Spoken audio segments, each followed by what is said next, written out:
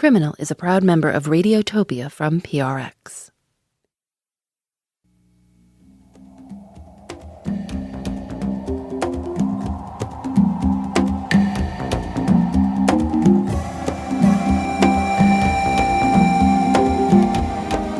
Today, Petrified Forest National Park is a barren land.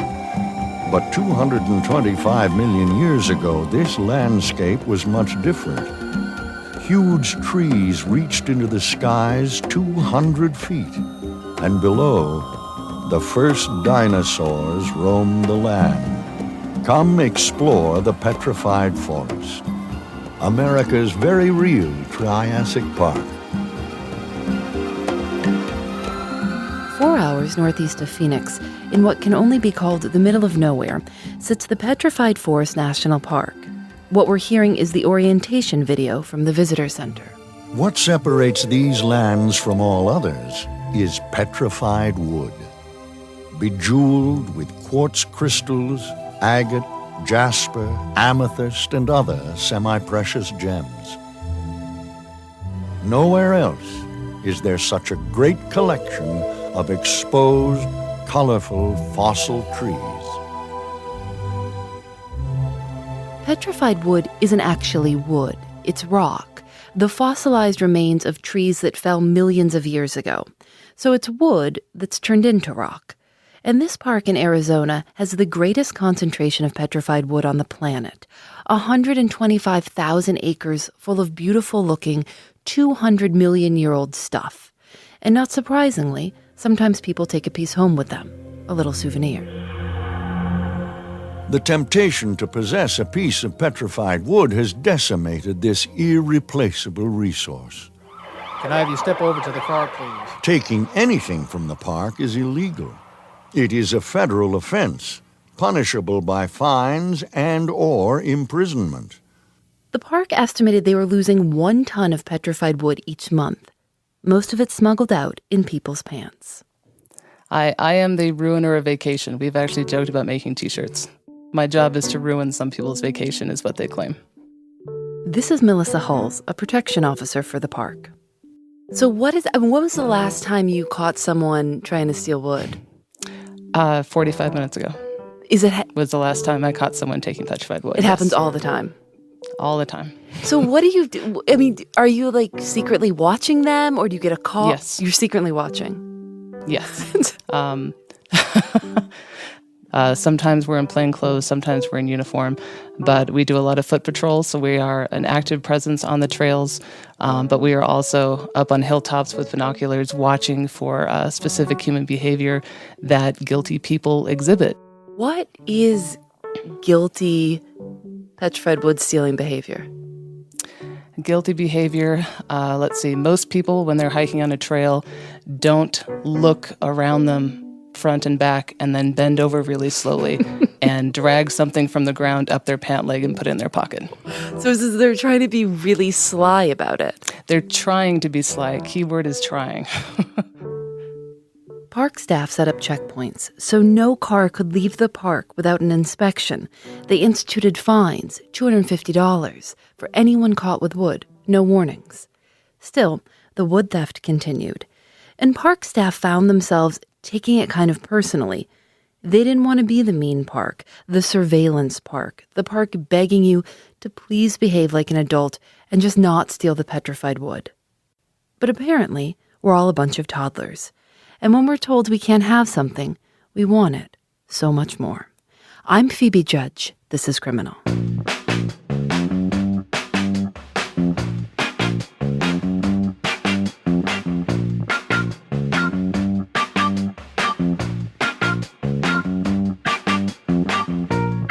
What happens when you see the father with these little kids who has taken the wood and you have to go up and say, "Excuse me, sir," and they're like kids there?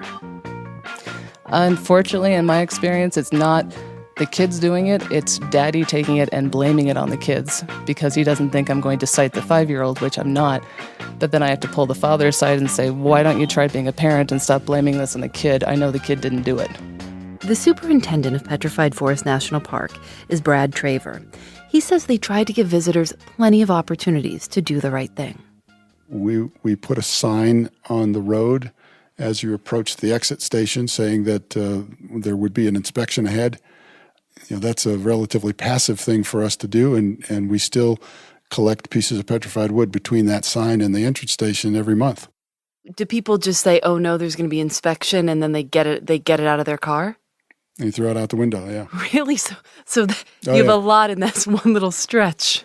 Yes. In that little 100 yards or whatever it is, there isn't any petrified wood that occurs naturally. So anything that's sitting on the ground there is thrown out the window. Park staff was working very hard to scare and shame visitors into doing the right thing. And you could say that their tactics did end up working, just not in the way they'd intended. So like last week, for whatever reason, was kind of a heavy week. I think we got 4 or 5, packages of wood and letters returned. The wood is coming back. The wood itself is incredibly heavy and dense. And so a lot of the times, they've been tumbled around and the boxes are a little bit beat up. This is Matt Smith, museum curator at the park. For decades, people who've stolen wood have reported strange happenings. Immediate bad luck, like getting fired or suddenly hurting yourself. They get so scared, they send the stolen wood back to the park. And they also send letters. The first letter we got was back in 1934 from a man who I believe was living in India. And he mailed back a piece of wood and a letter and said that he had had some bad luck and, felt guilty and thought that the wood might have something to do with it, and he sent it back. And they still come, all the time. And it's part of Matt Smith's job to open them up and see what the person has to say. I'm just going to grab a handful here and pull them out. Let's see. We got one that says, "Dear Superintendent, please return these petrified rocks to the forest. I took these over 20 years ago as a teenager. I'm very sorry. Thank you." The park took advantage of this and put the letters on display as a warning.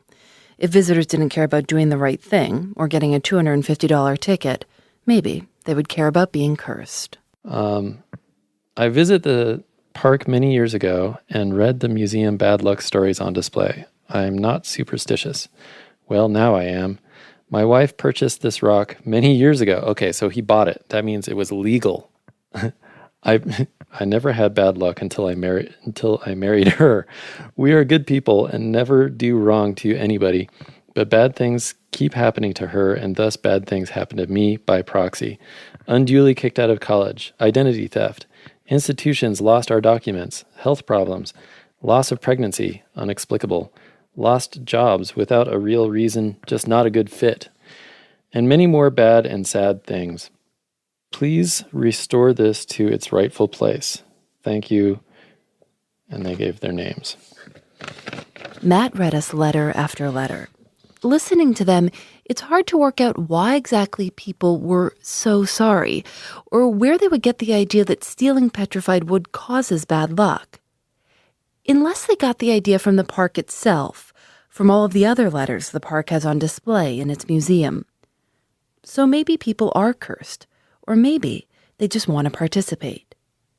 But with a lot of the letters, you get the feeling that the person writing isn't happy for some reason. And this is their small way of making something right. Let's see. I've got a letter here printed in maybe 40 font or something. It's really big letters. It says, "I found these rocks at a house I lived in and wanted to return them to where they belonged. Thanks." I remember this. And there were, 2 small chunks of petrified wood, but then there was a big Ziploc bag full of shells from Florida. And it was just seashells. So I don't know how we got that. You might think that park staff would be heartened to see people coming to their senses and returning the stolen wood. But when a piece of wood is returned, rangers can't just go toss it randomly into the park. They can't verify where it came from. And since they do receive things definitely not from the park, like a bag of seashells, they don't take any chances. So returned wood just gets chucked into a pile, an actual pile. Here's Park Superintendent Brad Traver. So the conscience pile is a collection of petrified wood that comes to the park from sources sometimes unknown, sometimes known, that we don't know where to put. The Conscience pile is now the size of a pickup truck and sits down a service road at the far end of the park, like a sort of monument to guilt and superstition.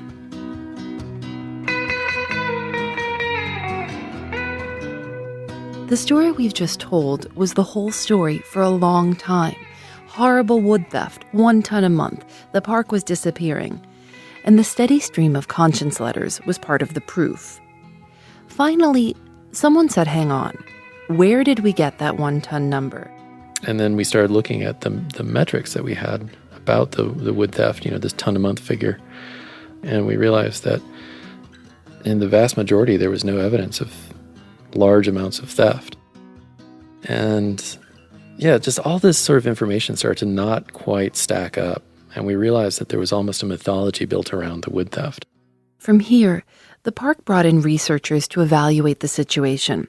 They pulled out archival photos of what the park looked like in the late 1800s, and then sent a photographer to photograph the exact same places today. They did this more than 200 times. As far as the camera's eye can see, we cannot detect much of a difference between photos taken 100 years ago and today. And that the experience that your grandparents had are almost exactly like what you're having today. And in fact, some cases, there's more wood exposed now than there was in the photographs that your grandparents took. And when your rate of erosion exceeds your rate of resource theft, you're probably doing a really good job. The new researchers also studied the park's signs and language and found that all of the tough guy stuff was having the opposite effect. It was sending the message that the wood was disappearing really quickly, so you better hurry and get yours before it's all gone forever. In the past few years, they've toned it down. They no longer play that dramatic orientation video. They've stopped threatening to arrest people. And the new approach is paying off. Visitors to the park are on the rise. We don't want to be the park that says, did you steal any petrified wood? Are you sure you didn't steal any petrified wood? Did you see anybody else steal any petrified wood? That's not the kind of visitor experience we want people to have when they leave Petrified Forest National Park. Our first priority needs to be protecting the resources that we are charged with protecting. But we don't have to do it in a way that is unpleasant. We don't have to do it in a way that's even very public. We should be clear. People are still stealing wood. Officer Melissa Halls deals with them every day. I had a foreign individual who was well-endowed, who was trying to get away with putting the smaller pieces of petrified wood in her cleavage. And she did not speak a lot of English, but she was completely compliant and cooperative. When I contacted her and I said I knew where the petrified wood was and I needed it back, and before I could explain how I was going to search her, she started undressing in the middle of the parking lot to give me back the petrified wood. Just massive amounts came down out of her chest. Yes, very much so. But this isn't the crisis they thought it was. It's more of a nuisance. As for the conscience letters, they aren't on display in the Park Museum anymore. They've put that narrative behind them. But you and I can still see some of them thanks to a photographer named Ryan Thompson. And it starts just straight away. They are beautiful, but I can't enjoy them. They weigh like a ton of bricks on my conscience. Period. Sorry. For him, the letters are artifacts that are just as interesting as the pieces of wood. So this one has a little bit more information on it. It's also sort of yellowed from age. It was received on December 8th of 1982. And the park in the upper left-hand corner has written a notation that says Conscience Letter 233. So this was like the 233rd letter that they've cataloged in the Conscience Letter collection. And then the letter says, "This stone, with misfortune abounds, and there's a couple exclamation points after that line. To you, I am now absolved. The name has been redacted, but it was sent from Oakland, California. Ryan Thompson's photographs of the letters look stark and lie on all-white backgrounds next to pictures of pieces of returned wood. He collected them into a book called Bad Luck, Hot Rocks.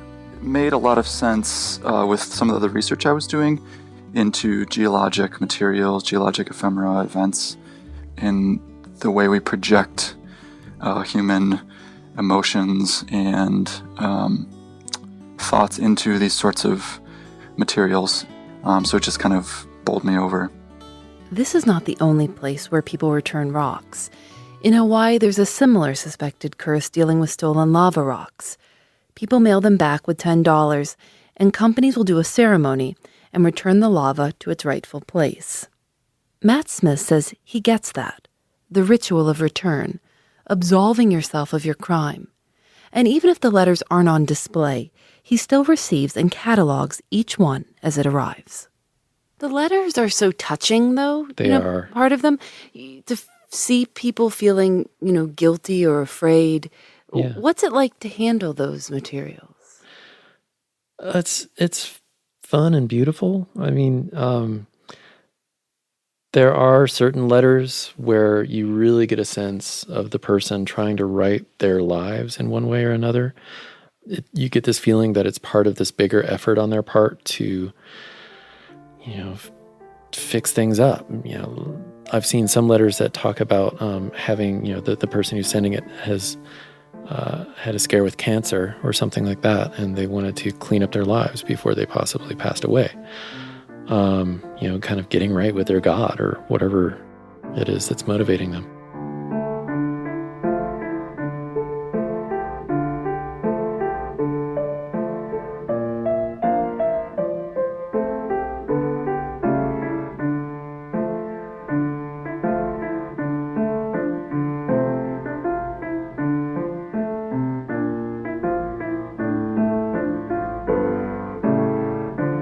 Criminal is produced by Lauren Spohr and me.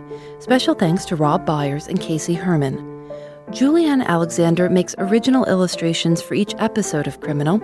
You can check them out at thisiscriminal.com. We're on Facebook and Twitter @Criminal Show. This week, our story, That Crime of the Month, is featured on PRX's science podcast, Transistor. Transistor features shows like ours and scientist-hosted episodes on everything from how telescopes are like time machines to the gender biases in science that we often overlook. Find Transistor on iTunes or wherever you like to listen. Criminal is a proud member of Radiotopia from PRX, a collective of the 13 best podcasts around. Check out the other shows at radiotopia.fm. And if you're interested in supporting us and other shows like ours, email sponsor@prx.org. Radiotopia is made possible with support from the Knight Foundation and MailChimp, celebrating creativity, chaos, and teamwork. I'm Phoebe Judge. This is Criminal.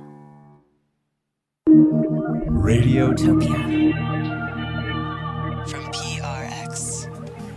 Time reveals itself here. It is frozen in the rocks beneath our feet, and it flies by in the boiling clouds of a summer thunderstorm. It is a land of timeless impressions.